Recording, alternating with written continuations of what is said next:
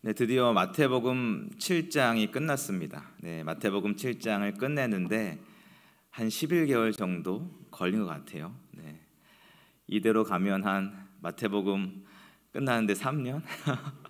3년 정도 걸릴 것 같은데요.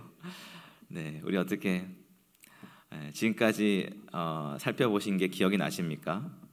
네, 잠깐 돌아보시면 마태복음 1장이 어떻게 시작됩니까? 예수님의 족보로 시작을 합니다. 예수님의 족보로 시작을 하고 그리고 나서 이제 예수님이 태어나시게 되죠. 마태복음 2장으로 넘어오면 누가 찾아옵니까? 동방 박사들이 예수님을 찾아옵니다. 그리고 이 요셉과 마리아가 헤롯이 예수님을 죽이려고 한다는 그 이야기를 듣고 애굽으로 피신하게 되죠. 그리고 애굽에서 헤롯이 죽을 때까지 기다렸다가 헤롯이 죽었다는 소식을 듣고 나사렛으로 들어오게 됩니다. 그러면서 이제 3장에 넘어가면 3장에 누가 나타납니까? 세례 요한이 나타나요. 3장이니까 세례 요한이 등장해서 세례를 베풀게 됩니다. 그렇게 해서 예수님이 세례를 받으시게 되죠. 예수님이 세례를 받으실 때 하늘이 열리면서 하늘에서 무슨 소리가 납니까? 이는 내 사랑하는 아들이요 내 기뻐하는 자다. 이렇게 예수님에 대해서 하나님이 예수님이 어떤 분인지를 말씀해 주십니다. 그렇게 해서 이제 4장으로 넘어오면 4장에서는 예수님이 광야에서 시험을 받으십니다. 그렇게 말씀으로 그 사탄을 물리치신 다음에 그리고 나서 이제 본격적으로 천국 복음을 전파하시고요. 그 다음에 제자들을 모으시죠. 제자들을 모아서 예수님의 3대 사역이라는 것을 하게 됩니다. 가르치시고 전파하시고 고치시는 사역, 이 3대 사역을 하게 됩니다. 그리고서 5장으로 넘어오면서 이제 본격적으로 뭐가 시작됩니까? 산상수훈이 시작되죠. 예수님이 산으로 올라가시고 무리가 함께 올라가고 특별히 제자들이 앞으로 나와왔을 때 예수님이 그들에게 이제 가르치십니다. 가장 먼저 팔복에 관한 내용이 나옵니다. 그래서 세상이 이야기하는 복과 다른 진정한 복이 무엇인지 예수님이 말씀해 주시고 그렇게 하나님 나라의 백성으로 하나님 나라의 제자로서 살아가는 삶이 무엇인지 쭉 말씀해 주십니다. 그 6장에 넘어오면 이제 구제에 대해서 또 금식에 대해서 기도에 대해서 말씀하시는데 6장 가운데 뭐가 배치되어 있습니까? 주기도문이요. 그 산상수훈 5장, 6장, 8장 한가운데 주기도문이 딱 배치되어 있는 구조입니다. 그래서 이 주기도문이 굉장히 중요한 위치를 선점하고 있는 거죠. 그렇게 해서 예수님이 이제 말씀하시고요. 그다음에 7장으로 넘어오면 이제 관계에 대해서 이야기하십니다. 사람들과의 관계 그리고 하나님과의 관계를 어떻게 맺어가야 하는지. 그래서 비판하지 말아라, 좁은 길을 걸어가라. 이렇게 하나님께서 제자들에게 이렇게 제자도에 대해서 말씀을 하십니다. 그러니까 산 위에 올라가셔서 하나님이 제자들에게 하신 게 뭐예요? 이론 수업 하신 거예요. 이론 수업. 너네들이 이제부터 나의 제자로 살아갈 텐데 제자로 살아가려면 이렇게 해야 된다. 이런 마음가짐으로 이런 자세로 이런 가치관을 가지고 살아가야 된다. 이론 수업 하신 거예요. 여러분 이론 수업이 얼마나 중요합니까? 이론적으로 딱 정립이 되어 있어야 그것이 가장 기본이 되는 거죠. 그래서 예수님도 제자들에게 가장 먼저 이론을 가르쳐 주셨습니다. 그렇게 해서 장장 5장, 6장, 7장에 걸쳐서 이론 수업이 다 끝났습니다. 그럼 이제 뭐 해야 돼요? 실습해야죠. 이론에서 배운 것을 현장에서 직접 해보는 것, 그것이 굉장히 중요합니다. 현장에서 부딪혀 봐야 돼요. 내가 배운 그것을 실제적으로 실천하면서 한번 해보는 거예요. 처음이니까 어렵겠죠. 실수도 많이 하겠죠. 괜찮습니다. 그러면서 배우는 거예요. 내가 이렇게 배웠는데 정말 이것이 삶으로 표출되었을 때 어떻게 우리가 살아갈 수 있을까? 어떤 어려움이 있을까? 이것을 내가 잘 이겨낼 수 있을까? 직접 부딪히면서 배우는 것이 필요합니다. 그래서 예수님이 이제 현장 실습을 하시는 거예요. 여러분 우리가 주일날 말씀 듣고 또 이렇게 수요일 날 말씀 듣고 또 금요일 또 새벽에 말씀 듣지 않습니까? 그것이 머릿속으로만 남아있다면, 그것이 그저 이론 속으로만 남아있다면 아무것도 아닌 거예요. 그 말씀을 가지고 우리는 현장으로 나가야 됩니다. 그 말씀을 정말 내가 현장에서 가지고 살아봐야 됩니다. 그 가정에서도 한번 그렇게 살아보고, 그리고 직장에서도 그렇게 살아보고, 그리고 사회에서도 그렇게 살아봐야 됩니다. 내가 정말 그 말씀대로 살아갈 수 있는가? 정말 말씀대로 살아갈 때 어떤 일이 벌어지는가? 그런 것들을 보면서 경험해 보는 것이 필요하죠. 여러분, 운전도 그렇지 않습니까? 우리가 운전을 처음에 뭐부터 시작합니까? 필기부터 배우잖아요. 필기 시험을 열심히 공부해서 100점을 받았다고 운전을 할 수 있는 게 아닙니다. 직접 운전대를 잡아봐야 돼요. 그래서 기능도 보고 도로 주행도 보고 도로 연수도 해봐야 내가 진짜 운전을 할 수 있는 것이죠. 아무리 필기시험 달달 외우고 문제집 다 외워서 100점 받았다고 한들 절대로 운전할 수 없습니다. 말씀도 마찬가지예요. 내 머릿속으로 이론 속으로 배우는 것이 필요하고 가장 기본적이겠지만 그것만 가지고서는 삶에서 제자로 살아갈 수 없는 겁니다. 그래서 예수님이 지금 산에서 내려오셔서 현장 실습을 하는 거죠. 여러분, 말씀을 들으셨다면 그 말씀대로 살아가실 수 있기를 축복합니다. 그 말씀을 내 삶에서 실천해 내시는 그런 제자들 될 수 있기를 축복합니다. 그래서 지금 예수님도 이제 이렇게 데리고 제자들을 데리고 내려오셨는데요. 우리 1절 말씀 우리 함께 읽겠습니다. 시작.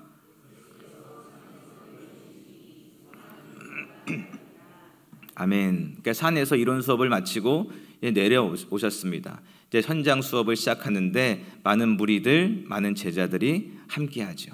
2절 말씀도 읽겠습니다. 시작.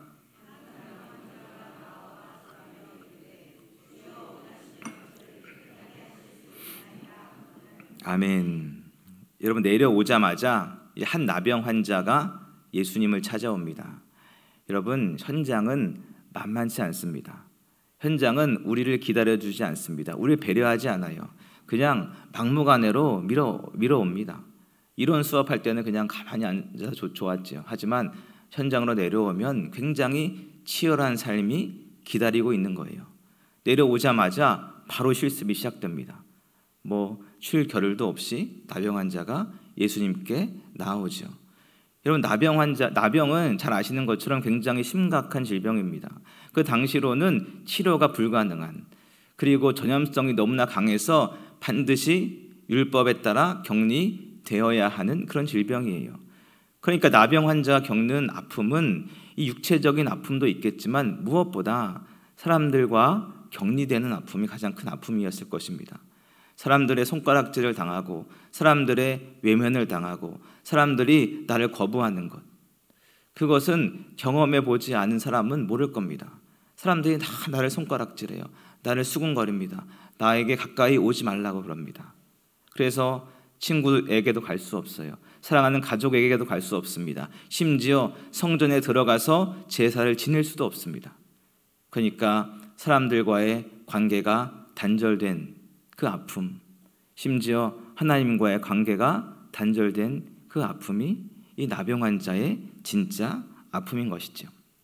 그런데 이 사람이 지금 누구에게 나아오고 있습니까? 예수님에게 나아오고 있습니다. 여러분, 원래 나병 환자들은 사람한테 가까이 가면 안 됩니다. 오히려 사람들이 오면 나는 부정하다 소리치면서 사람들이 오지 못하게 해야 돼요. 그게 나병 환자의 의무입니다. 그런데 이 나병 환자가 지금 오히려 예수님께 가까이 나아가고 있습니다. 사람들의 수군거림, 사람들의 손가락질, 사람들의 이상한 눈초리를 다 뛰어넘어 예수님께 나아가고 있습니다. 그리고 예수님 앞에 엎드리죠. 그리고 그가 그 입에서 말한 첫 마디가 무엇입니까? 보시면 주여. 여러분, 당시 사람들은 그를 부정하다라고 이야기했습니다. 그래서 그는 부정한 사람으로 여겨졌습니다. 하지만 부정하다라고 불린 그 사람이 지금 예수님을 향해서 주님이라고 부르고 있습니다. 여러분, 이것이 믿음이지요.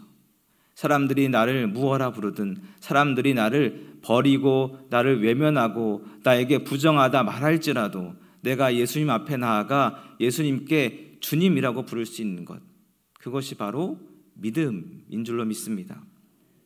그리고 이어진 고백은 무엇입니까? 원하시면, 주여 원하시면. 이 말은 예수님의 능력을 믿지 못한다라는 말이 아닙니다. 예수님이 원하시면, 그것이 예수님의 뜻이라면, 한마디로 예수님의 결정, 예수님의 선택을 존중하는 말이죠. 이 나병 환자는 예수님의 능력을 믿었습니다. 의심하지 않았습니다. 그러니까 예수님께 가까이 나아왔지요. 잘못하면 사람들한테 사람들이 돌을 던져서 자신이 죽을 수도 있습니다. 그럼에도 불구하고 그는 예수님께 나아왔어요. 왜요? 예수님의 능력을 믿었으니까요.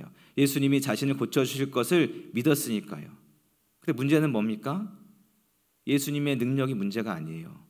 예수님의 의지, 예수님의 결정이 문제인 거예요. 그래서 이 나병 환자는 제가 목숨 걸고 나왔으니까 저를 고쳐주십시오, 이렇게 말한 것이 아닙니다. 제가 용기 내어 왔으니까 저를 고쳐주십시오, 이렇게 말한 것이 아닙니다. 주님이 원하신다면, 내가 고침받는 것이 주님의 뜻이라면 주님께서 나를 고쳐주십시오, 이렇게 고백을 한 거지요. 여러분, 이것이 바로 믿음입니다.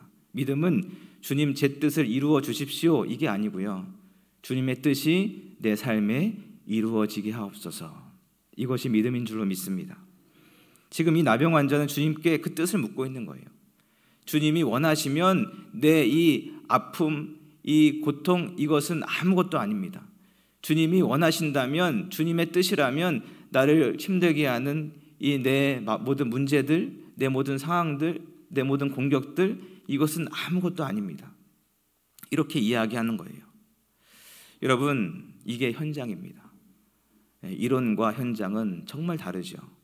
이론으로 배울 땐 그렇지, 맞아, 그렇게 해야지, 그렇게 살 수 있을 것 같아. 하지만 현장에 내려와 보십시오. 정말 쉽지 않습니다. 현장에서 마주하는 그 현실은 너무너무 쉽지 않아요.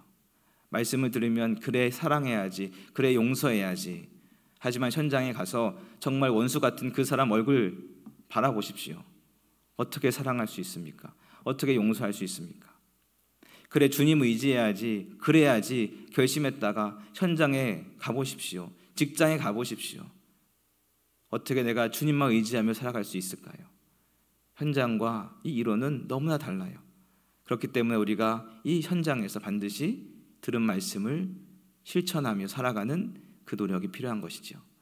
그렇다면 여러분, 이 나병 환자가 어떻게 주님의 결정을 신뢰하며 주님의 결정에 자신의 모든 것을 내어 드릴 수 있었을까요? 그가 알고 있었던 거예요. 뭘 알고 있었냐면 주님의 결정이, 주님의 선택이 최선이라는 것을 말이죠. 주님이 나에게 가장 좋은 것을 주신다라는 그 확신이 그에게 있었습니다. 여러분, 우리가 하나님의 뜻과 내 뜻을 가지고 같이 살아가지 않습니까? 그런데 하나님의 뜻보다 내 뜻을 더 주장하는 이유가 무엇이겠습니까? 하나님의 뜻대로 하는 것보다 내 뜻대로 하는 것이 나한테 더 유익해 보이고, 나한테 더 이로워 보이고, 나에게 더 최선처럼 보이기 때문에 우리는 끝까지 내 뜻을 꺾지 못하는 거예요. 하지만 하나님의 뜻이 내 뜻보다 결론적으로, 지금 당장은 아닐 수 있습니다. 하지만 결론적으로 최선이라고 생각한다면 내 뜻을 내려놓고 하나님의 뜻을 수용할 수 있는 것이지요. 그래서 믿음은 내가 원하는 응답을 얻는 것이 아니라 주님의 뜻을 신뢰하는 것입니다. 그래서 주님의 인도하심을 신뢰하는 거예요. 당장 그 결과가 내 눈앞에 펼쳐지지 않을지라도, 내가 원하는 그 응답이 내 눈앞에 펼쳐지지 않을지라도 주님께서 나를 가장 좋은 곳으로, 가장 선한 곳으로 인도하신다는 그 신뢰감을 가지고 그 주님의 길을 따라가는 것, 그것이 곧 믿음의 길인 것이지요. 그래서 우리는 기도의 방향을 바꿔야 됩니다. 내가 원합니다. 이 방향에서 주님께서 원하신다면 이 방향으로 바꿔야 되는 것이죠. 바로 그런 주님을 향한 믿음과 신뢰로 이 나병 환자는 주님 앞에 나아오게 됩니다. 그리고 그렇게 나온 이 환자를 향해서 예수님이 이렇게 말씀하시는데요. 우리 3절 말씀 우리 함께 읽겠습니다. 시작.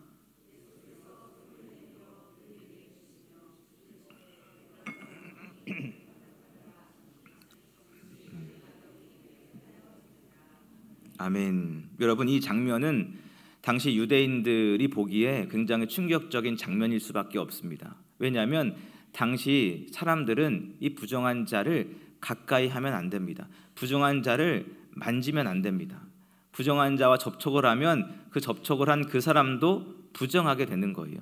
그래서 그 사람도 공동체로부터 격리가 되는 것이지요. 그래서 부정한 사람이 가까이 나올 때 돌을 던지면서 쫓아내야 됩니다. 그것이 그 시대의 모습이었어요.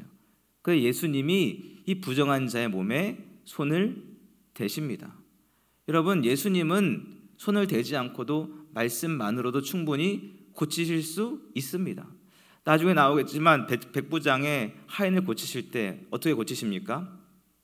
얼굴을 보지 않고도 고치십니다. 예수님이 그렇게 하실 수 있으세요. 그럼에도 불구하고 굳이나 의도적으로 이 부정한 자의 몸에 예수님이 손을 대시는 거예요. 왜요? 그것이 곧 제자의 삶이기 때문에. 그 현장 실습 가운데 제자들에게 보여주시는 거예요. 얘들아, 이것이 제자의 삶이다. 이것이 나를 따르는 사람들의 모습이다. 그래서 그 몸에 손을 대시지요.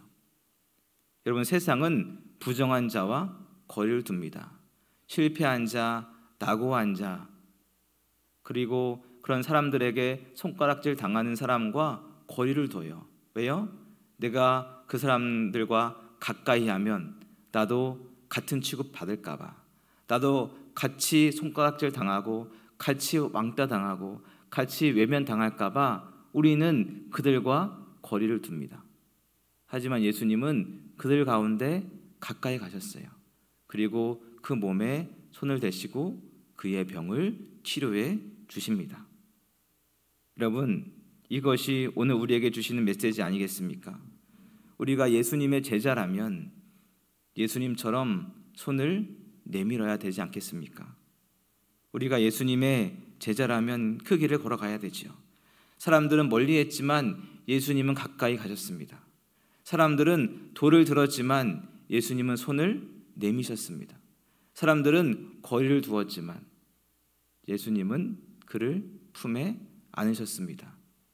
여러분, 우리 교회가 제자된 우리 한 사람 한 사람이 이렇게 예수님처럼 손을 내미는 자로 살아갈 수 있기를 축복합니다.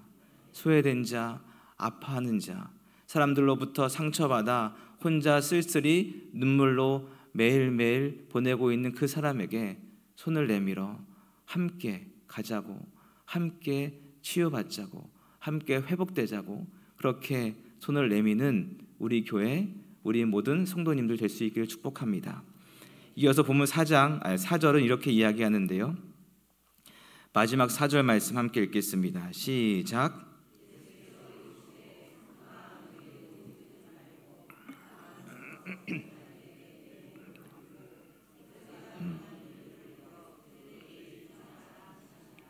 아멘.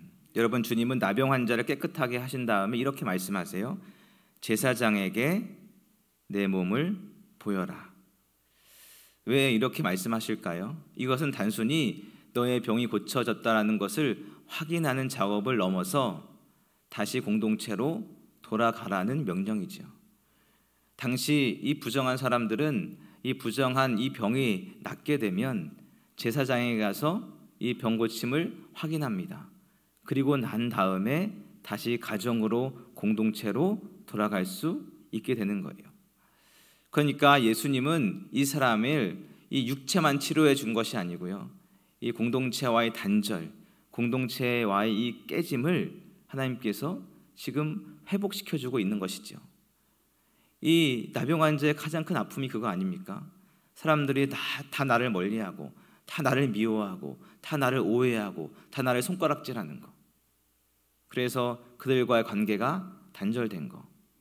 하지만 예수님이 그를 다시 공동체로 보내시지요. 이 가정으로 그리고 공동체로 예배의 자리로 그를 보내주십니다.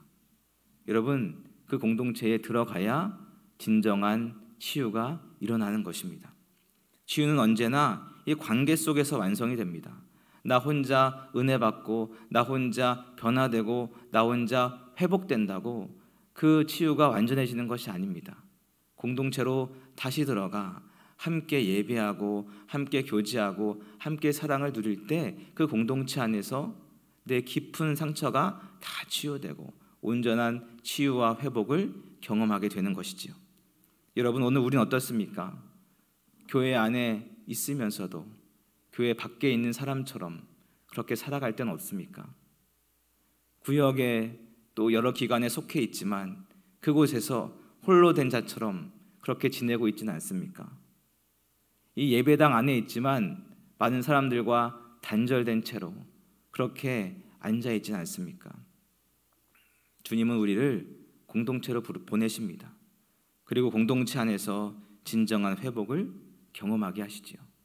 사랑하는 여러분, 오늘 예수님의 현장 실습을 기억하십시오.